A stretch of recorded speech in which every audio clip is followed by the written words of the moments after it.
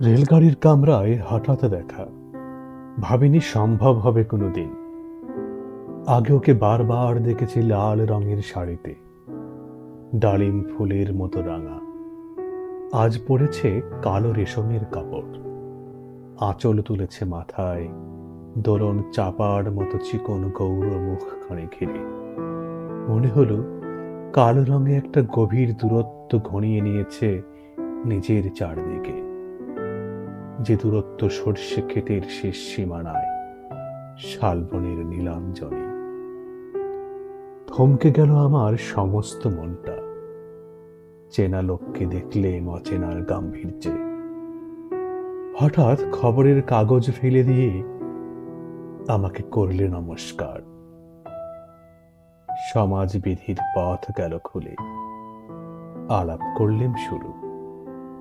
কেমন আছো, কেমন চলছে সংসার, ইত্যাদি।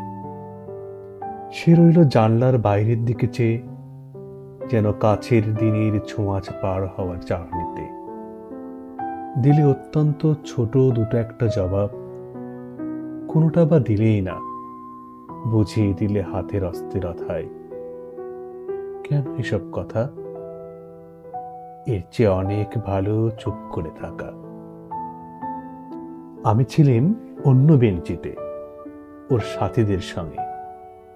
একসময় আঙুল নেড়ে জানালে কাছে আসতে। মনে হলো কম সাহস নয়। বসলুম ওর এক বেঞ্চিতে।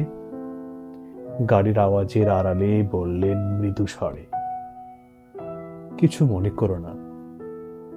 সময় কোথা সময় নষ্ট করবার? আমাকে নামতে হবে পরের স্টেশনে। দূরে যাবে তুমি, দেখা হবে না আর কোনোদিনই। তাই যে প্রশ্নটার জবাব এতকাল থেমে আছে, শুনবো তোমার মুখে। সত্য করে বলবে তো? আমি বললেম, বলবো। বাইরের আকাশের দিকে তাকিয়েই শুধল, আমাদের গেছে যেদিন, একেবারে কি গেছে? কিছুই কি নেই বাকি?